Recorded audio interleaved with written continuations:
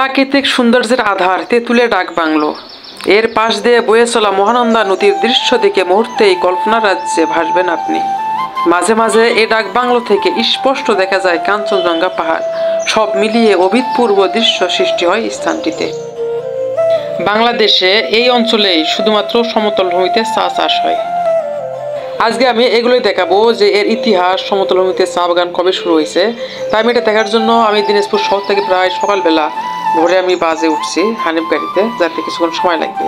তবে আপনি এখানে একটা অন্য জিনিস দেখতে পারবেন, এখানকার পরিবেশগুলো আপনি রাস্তার দুপাশে যখন তাকাবেন তখন দেখতে পাবেন চা বাগান, সমতল ভূমিতে চা বাগান, কত সুন্দর একটা বিস্তৃত পথ জুড়ে রয়েছে।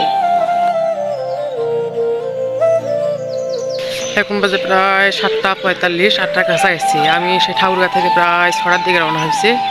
7:45 আমি একেবারে তেঁতুলিয়া শহরে পৌঁছেছি। এটা কিন্তু একেবারে মূল শহর। পিছনে সূর্য কিন্তু দেখা যাইতেছে। এখানে কিন্তু মোটামুটি শীত ভালো, কিন্তু শীত একটু কম। আমার এখানে অনেকজন লোকজন আসছে তেঁতুলিয়া ঘোরার জন্য। অনেক আশেপাশে অনেক, এই দেখেন এই সেই তেঁতুল গাছ, তেঁতুলিয়া। পিছনে কিন্তু অনেক লোকজন আছে যারা তেঁতুল গাছের ছবি তুলতেছে, এবং অনেকজন এখানে পর্যটন আসছে। বেশ মাইকও রয়েছে আশেপাশে। তেঁতুলিয়া জায়গার নামকরণের কারণে অধিকাংশের মানুষের মতে যে কোচবিহারের মহারানী তেঁতুল পছন্দ করতেন। রাজার নির্দেশে প্রজারা নিয়ে আসতো অজস্র তেঁতুল। রানী খুশি হয়ে মওকুফ করে দিতেন সেই সব প্রজার খাজনা। সকালে খাইতে যাব, তাই এখানে দেখা যায় যে এখানকার মানুষের প্রসিদ্ধ খাবার হচ্ছে সুজি। বর্তমান তেঁতুলিয়া, এখান থেকে আমি নাস্তা খাইলাম, নাস্তা শেষ করলাম। নাস্তা শেষ করে আমি এখন যাবো হচ্ছে হোটেল ইয়েতে বাংলো, ডাক বাংলো। ওখান থেকে ঘুরে আমি চলে যাবো হচ্ছে ইয়েতে বাংলা বান্দা 0 পয়েন্ট। ওখান থেকে ঘুরে আবার তেঁতুলিয়া শহরে আসবো। শহর থেকে টিকে তারপর চলে যাবো রওনা দেবো দিনাজপুরে। মূলত এটাই হচ্ছে মহানন্দা নদী। এর তীরে বসে কিন্তু কাঞ্চনজঙ্ঘা পাহাড় দেখা যায়। আজকের ওয়েদারটা বেশি একটা ভালো না, তাই দেখা যাচ্ছে না। তবে এর আগে আমি আসছিলাম, দেখা গেছিল। এটা হলো মূলত তেঁতুলিয়া ডাক বাংলো। এখান থেকে বাংলাদেশের সীমান্ত শেষ। এটা হচ্ছে মূলত নদী। তেঁতুলিয়া ডাক বাংলো হচ্ছে এটা। আর যদি আমি এইদিকে দেখাই তাহলে হচ্ছে মজার একটা পরিবেশ বান্ধব জায়গা। আর এখান থেকে যদি দেখাই, এটা হচ্ছে আপনার হচ্ছে মহানন্দা নদী। এটা হচ্ছে ভারত থেকে চলে আসছে। এই নদীটা মূলত পাথর তোলা হয়।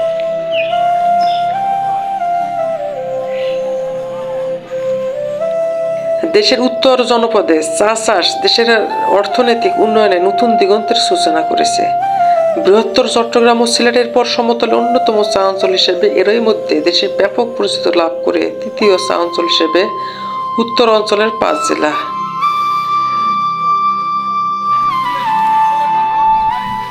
এটাও কিন্তু একটা চা বাগান। এখানে মাটিগুলো সমতল।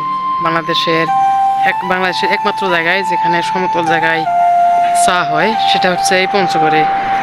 তাছাড়া বাংলাদেশের আর কোথাও আর কোনো জায়গায় এরকমভাবে সমতল ভূমিতে কিন্তু চা বাগান হয় না। আপনি মৌলভীবাজার, তারপর হচ্ছে হবিগঞ্জ, সিলেট যেগুলোতে চা হয়, এগুলো কিন্তু একটা টিলা, ওই টিলার উপরে চা তৈরি হয়।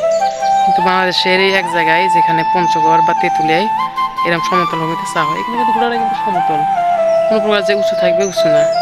এবং এখান থেকে কিন্তু দেখা যায় আপনার হচ্ছে কাঞ্চনজঙ্ঘা পাহাড় যেটা রয়েছে, এখান থেকে কিন্তু এটা দেখা যায়। তবে এখানকে ঢোকার জন্য এখানকার মানুষগুলো বেশ ব্যবহার ভালো, যে তাদেরকে একবার মানে আপনার চা বাগানে কিন্তু সব চা বাগানে কিন্তু দেওয়া থাকে, আপনার চারপাশে বেড়া দেওয়া থাকে বা ঘিরে দেওয়া থাকে। তাদের কাছ থেকে অনুমতি নিতে হয়। তো এখানে আমি একবার বলার সঙ্গে তারা আমাকে অনুমতি দিয়েছে। বিষয়টা খুব ভালো লাগছে। চা পাতায় যে পাতাগুলো একেবারে ওষুধ দিয়ে রাখছে, ওগুলো তো কুয়াশা ওষুধ দিচ্ছে। কিছুদিন আগে তুলছে, তবে তোলার একটা বয়স এখন পর্যন্ত হয়নি, তবে তাড়াতাড়ি হবে। এটা কিন্তু আমি অন্যান্য সিলেটের যেগুলো চা বাগান রয়েছে সেগুলোর কিন্তু মাঝখান দিয়ে রাবারের গাছ থাকে, আর এখানে কিন্তু চা বাগানের মাঝখানে আমের গাছ, তারপর হচ্ছে সুপারি গাছ। এটাই হচ্ছে এটার মধ্যে হচ্ছে পার্থক্য। এখানকার অধিকাংশ মানুষই কিন্তু পাথর তুলে নদী থেকে, যেগুলো এদের অধিকাংশ মানুষের এটা থেকে রোজগার হয়।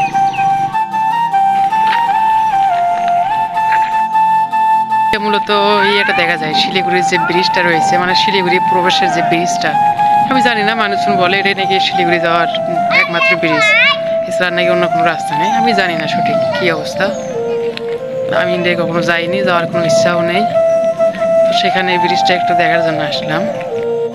বাংলাদেশের সীমান্ত শেষ, কিন্তু একটা চিহ্ন দেখা যাচ্ছে, গেল এই তো চিহ্ন, চিহ্ন থেকে কিন্তু ইন্ডিয়া শুরু। এখান থেকে তো ব্রিজটা দেখা যাচ্ছে খালি চোখে। এখানে ক্যামেরা আমার মোবাইল ছোট বোঝা যাচ্ছে না, তবে এখান খালি চোখ দিয়ে মোটামুটি ভালোই দেখা যাচ্ছে, যেখানে শিলিগুড়ি যাওয়ার প্রধান রাস্তা আর কি ব্রিজ। এবং এখানে অনেক মানুষ পাথর তুলতেছে, উপায় দিয়ে ইন্ডিয়া থেকে পাথর তুলতেছে, এটাও দেখা যাচ্ছে, এবং গাড়ি যাইতেছে সেটাও দেখা যাচ্ছে, কিন্তু ওখানে উঠতে পরম্পরা নিষেধ।